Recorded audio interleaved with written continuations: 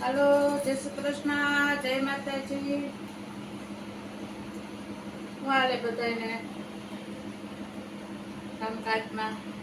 અમારે તો જો હવે સવારનું જય શ્રી કૃષ્ણ તમને કરી દઈ અને બપોર આટલું શાકે સુધારીએ છીએ. એક તો ગલકું ભાંગવાનું છે ભાઈ આપણે.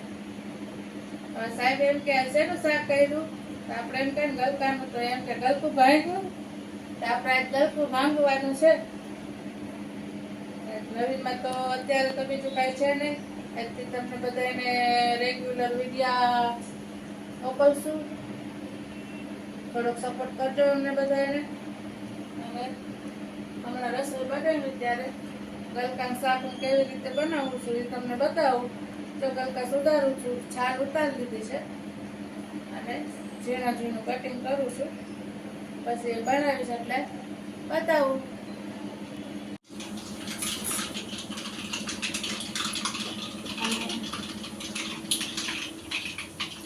સરસ મજાનું તેલ મૂકી દીધું છે. એમાં થોડાક રાઈ અને થોડીક મેથીના દાણા નાખ્યા છે.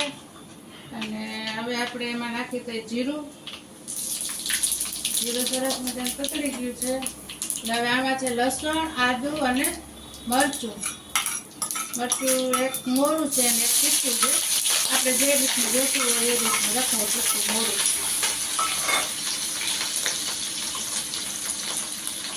હવે સરસ કાચો બધો સ્વાદ વયો જાય ત્યાં સુધી આને પાકવા દો.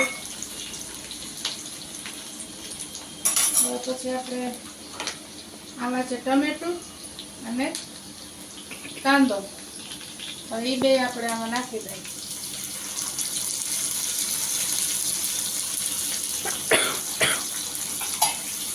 અને સરસ મજાનું શેકી લઈ પાતળી લઈ. હવે ટમેટું છે એટલે આપણે સ્વાદ અનુસાર મીઠું નાખી દઈએ એટલે ટમેટા સરસ ગળી જાય.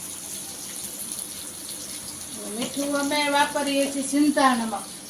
હંમેશા આ જ નમક વાપરવાનું, કેમ કે મારે બીપીનું છે થોડુંક, એટલે બીપી હાઈ રહે છે. એટલે ડૉક્ટર મને આપણે આ ટાટા નમક ને સાદું નમક આવે ને બધું એ ખાવા ના પાડી છે. એટલે અમે આ સિંધાળું નમક જ ખાઈએ છીએ. પણ નોર્મલી માણસ આપણે અમે મીઠું તો ઓછું જ ખવાય, ખાંડ ને મીઠું ને સારું ન ખાય તો. પણ જો કે એના વગર તો હાલવાનું નથી, ખાવું તો પડે જ. પણ આપણે આ સાદું નમક ન લઈને સિંધાળું રહે ને તો સારામાં સારું. આમાં એક વ્હાઈટ આવે છે અને એક ગુલાબી આવે છે. મારી પાસે વ્હાઈટ એ નથી ને ગુલાબી એ નથી, એવું છે થોડું આછો લાઈટ પિંક કલર જેવું. આમાં બે કલર આવે છે. ગુલાબી લ્યો તો હાલે ને વ્હાઈટ લ્યો તો હાલે. પણ બને ત્યાં સુધી સિંધાળું નમક લે ને તો વધારે સારું રહે.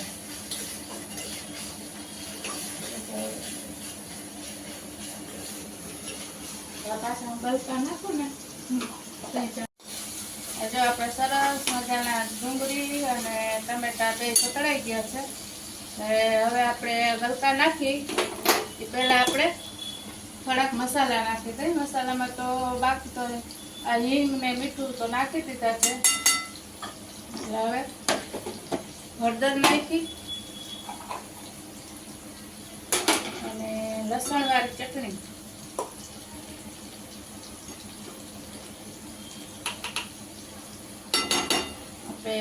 મરચું નાખ્યું છે એટલે થોડીક ચટણી ઓછી નાખવાની.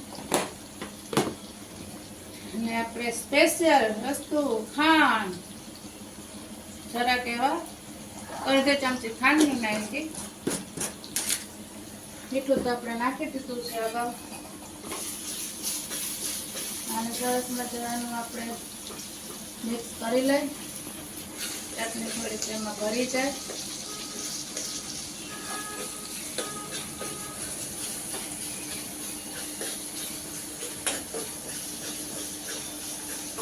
મસ્ત મજાનો મસાલો ભરી ગયો છે. હવે આપણે નાખી દઈએ ગલકા.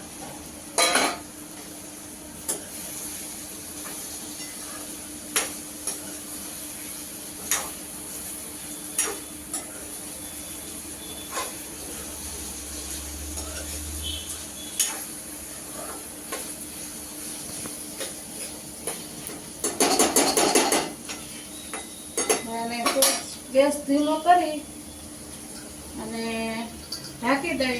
ઢાંકીને 2-3 મિનિટ અને પાકવા દઈ. 2-3 મિનિટ થાય એટલે ગલકા તો ગળી જવાના છે. ચાલો પછી આગળ બતાવો. ચાલો જો આપણે સરસ મજાના ગલકા ગળી ગયા છે એકદમ મસ્ત. હવે એમાં આપણે નાખીશું ચણાનો લોટ. ચણાનો લોટ છે અને ધાણા જીરું છે અને તેલ છે. આને આપણે હાથેથી સરસ મજાનું ચોળી લઈ. શાક રસાવાળું ન થાય તો મસ્ત કોરું શાક થાય, પણ આ શાક છે ને રોટલી ભેગું બહુ મજા આવે ખાવાની. અમે તો વધારે પડતું ગલકું આ જ રીતના બનાવીએ છીએ. સાદું ગલકું ઓછું બનાવીએ. બાજરી રોટલો ને એવું હોય ને તો સાદું ગલકું બનાવીએ. આ શાકને આ શાક જ વધારે ભાવે. પછી તમારે આમાં ચણાનો લોટ ન નાખવો હોય તો તમે ગાંઠિયાનો ભૂકો અને ઓલું માંડવીનો ભૂકો સિંગદાણાનો એ નાખીને બનાવો તોય મસ્ત થાય. પણ અમને આ વધારે ભાવે છે એટલે અમે આનો ઉપયોગ વધારે કરીએ. લોટવાળું શાક અમને વધારે ભાવે. તો ચાલો આપણે આ ચણાનો લોટ નાખી દઈએ ચોળેલો સરસ મજાનો.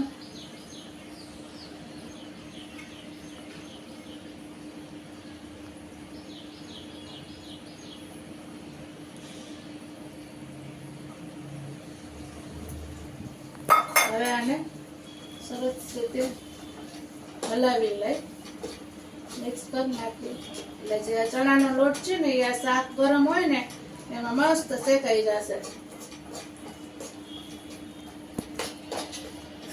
આપણે કઈ એને અલગથી શેકી પછી નાખવાની જરૂર ન પડે, કેમ કે ચણાના લોટને શેકાતા વાર ન લાગે. એટલે આમાં જ સરસ મજાનું શેકાઈ જાય અને કાચા લોટનો જરાય સ્વાદ ન આવે.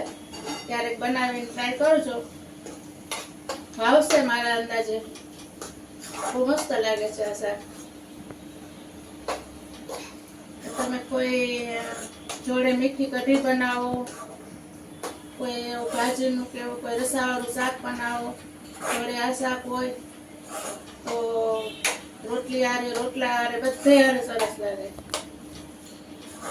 જો કઢાઈમાં ત્યાં ચોટતું નથી શાક, લોટ ક્યાંય ચોટતો નથી એટલે સમજી લેવાનું આપણું શાક રેડી થઈ ગયું છે. જો આ કિનારી આજુબાજુમાં તેલ છૂટું પડી ગયું છે એટલે આપણો લોટ એકદમ સરસ શેકાઈ ગયો છે અને શાકે એકદમ લચકાદાર શાક થયું.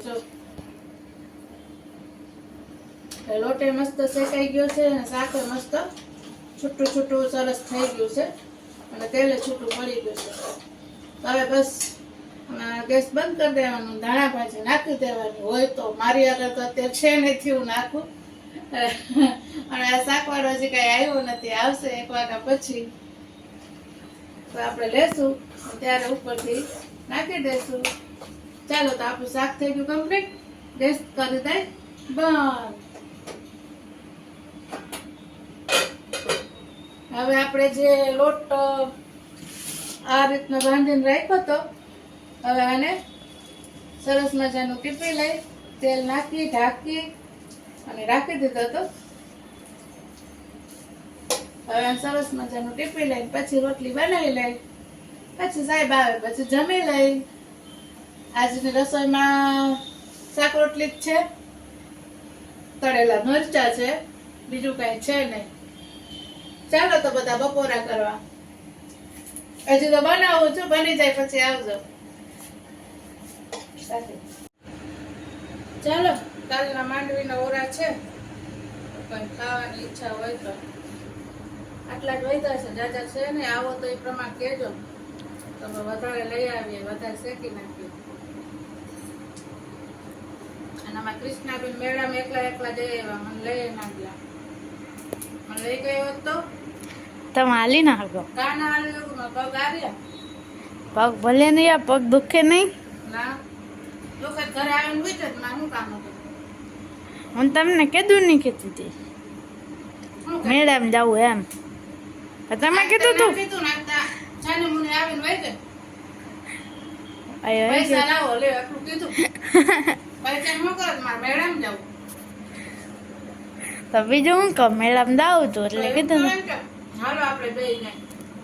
પણ તમે આવો ને, મેં તમને કીધું નું કીધું તું તો તમે આજે કીધું આજે મેં નતું કીધું.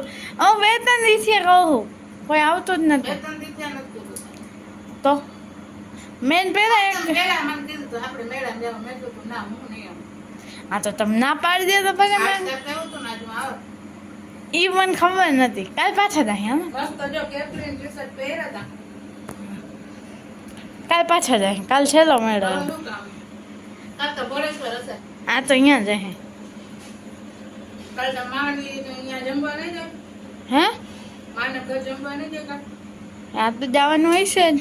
હે ત્યાં તો જવાનું હશે જ. તો પછી એટલે એમ કાલે અમારે અર્જુનના ઘરે લાડવા ખાવા જવાના છે અમાસના. આવજો બધા. અમે હવે આજનો વિડીયો અત્યારે અહીં સમાપ્ત કરીએ. કાલે શું કરીએ શું નહીં અર્જુનના ઘરે જાઓ અને જઈને વિડીયો આપણે બનાવશું. ત્યાં સુધીના જય શ્રી કૃષ્ણ, જય માતાજી. કાલે નવો દિવસ નવી વાત સાથે મળ્યા કાલે. Bye bye, શુભરાત્રી.